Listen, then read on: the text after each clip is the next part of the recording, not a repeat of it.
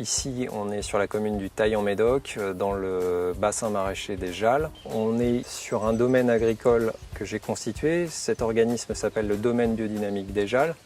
C'est un organisme agricole qui se veut être diversifié et on espère recevoir ici les différents métiers de l'agriculture. Donc je suis David Martin, ancien architecte, reconverti à l'agriculture en 2013. Je me suis formé, installé donc ici sur une zone agricole ancienne depuis le XIe siècle.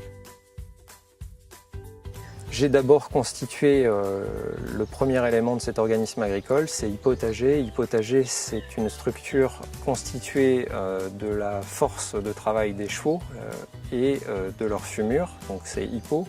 Et potager, c'était parce qu'on voulait que la structure ait une dimension familiale. On est 2 associés aujourd'hui ici, en production donc, de légumes de saison, légumes de garde, plantes aromatiques, plantes médicinales et petits fruits. C'est 32 familles, 110 espèces, un peu plus de 600 variétés, ce qui nous permet d'apporter de la diversité dans nos paniers que nous livrons en AMAP.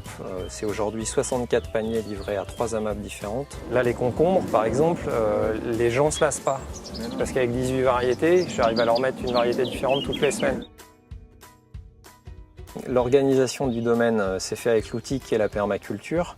On est plus axé en agronomie et dans notre modèle agricole sur la biodynamie. On pratique la biodynamie ici avec des préparations qui sont faites à base de plantes, cette partie animale. C'est un modèle d'agriculture qui fait appel aux forces du vivant et aux échanges de la plante entre les éléments du sol et les éléments que sont l'air et la lumière. Je suis sur le cycle lunaire et donc la vie ici s'organise par rapport à ça. On fabrique des outils qui sont conçus par d'autres.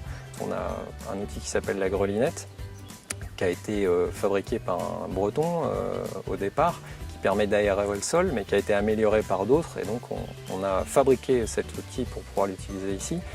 Et on est sur une phase de construction d'outils divers et variés pour pouvoir se faciliter la tâche au travail, moins se fatiguer et pouvoir gagner du temps. Il faut être persévérant. C'est le conseil que je donne à tous les porteurs de projets qui viennent, c'est qu'il faut persévérer, il faut vraiment rien lâcher. C'est très dur, c'est très compliqué, mais ça vaut le coup, vraiment.